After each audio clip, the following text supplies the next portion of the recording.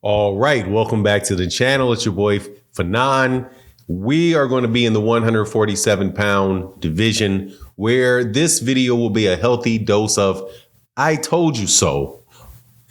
After Errol, Spence Jr., and Terence Crawford's rumors get blown out of the water once again, but also on a separate point, Terence Crawford is being funny again in the negotiations with Errol Spence and for the Errol Spence Terence Crawford rematch.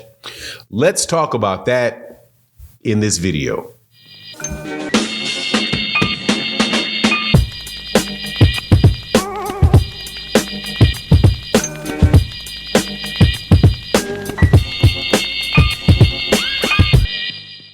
All right, welcome back to the channel. It's your boy Fanon, and in this video, we know what we're doing. We still talking about the most interesting fight and fight circumstance going on in boxing over the last couple years.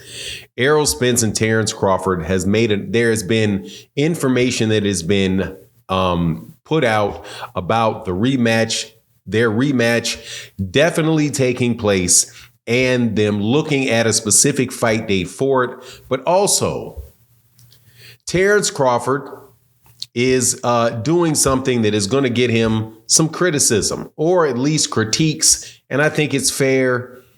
You can say what you want about it, but it is what it is. And we're going to talk about the fact that they've still not agreed to the weight that they're going to be fighting at, even though Terence Crawford has clearly been notified by Errol of his desire to fight at 154. Now, before I get into the details of it, let me welcome you back to the channel. If you are new to the channel, please accept my invitation to hit the subscribe button, hit the bell icon so you can be notified of when we release more videos. And if you are a longtime subscriber and supporter, thank you so much for your continued support. Really makes a huge difference in the channel. So thank you for allowing us to continue to keep this work up. I want to give a special thank you to David Williams and Coach Ari in this video, people that had really come through and supported the channel, sponsored the channel heavy over the last couple weeks. Can't tell you guys how much I appreciate you. And Matty, thank you so much for being in the super thanks on a regular basis. So that's why I say thank you to you in almost every video, because that really is what allows channels like mine to continue to go. So you can get this boxing talk from an angle that, mainstream media is not going to give it to you. And I'm not mainstream media. I'm not media at all. But I'm going to tell you what I think about the latest and greatest things happen in boxing. And this fight with Errol Spence Jr. was just rumored to be just a couple days ago. That Showtime did not want to air the Errol Spence Jr. versus Terence Crawford fight. And that therefore the fight wasn't going to be taking place. And Errol Spence was going to be going up to 154 or something to fight. I can't remember who it was, Tim Tszyu or something. Right. But more Showtime's not doing something rumors.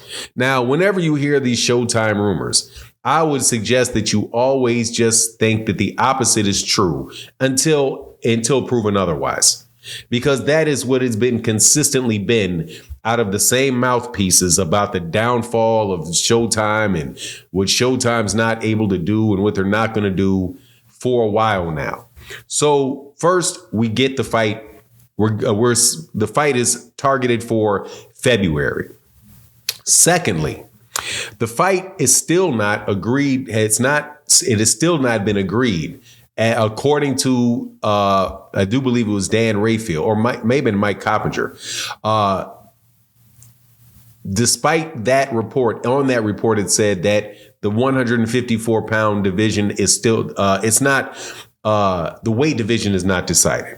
Now, this is where I say that Terence Crawford is playing games, because some news had come out not the day before out of the WBO,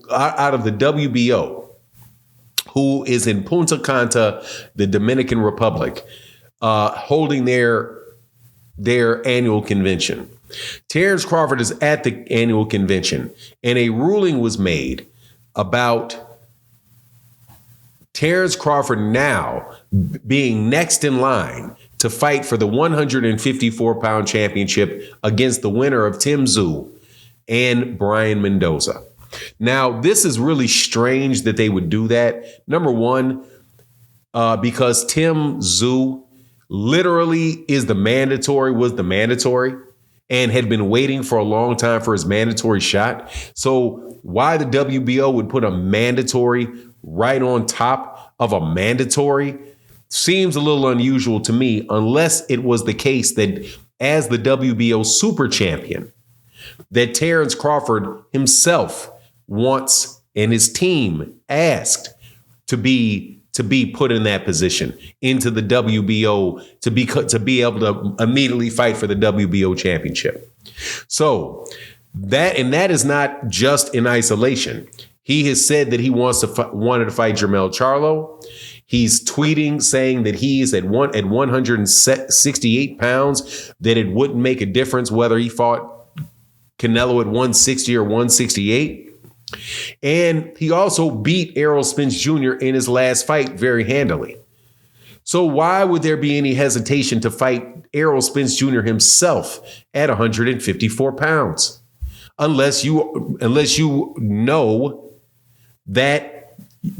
unless you believe, unless what you're trying to do is make sure that he is uncomfortable and not allow him to be at a weight that he's comfortable at.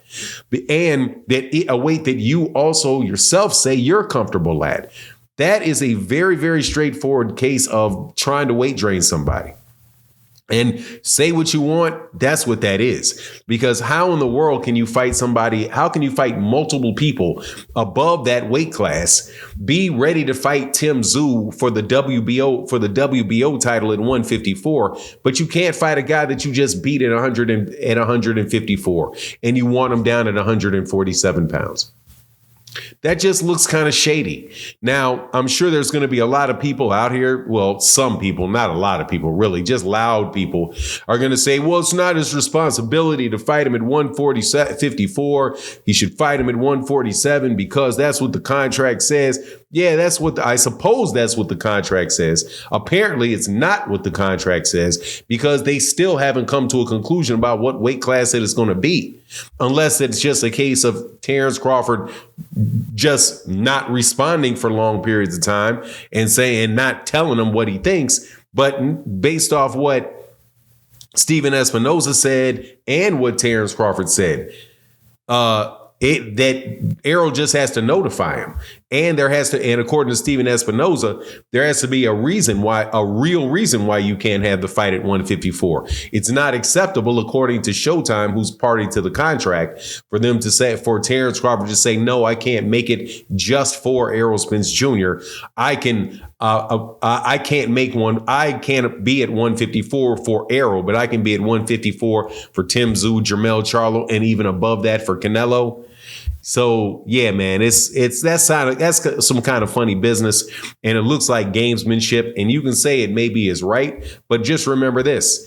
All you people that were running down Gervonta Davis's neck for having a rehydration clause, you guys didn't think that just because there was a rehydration clause in the contract, that the rehydration clause that Gervonta Davis was doing anything other than trying to drain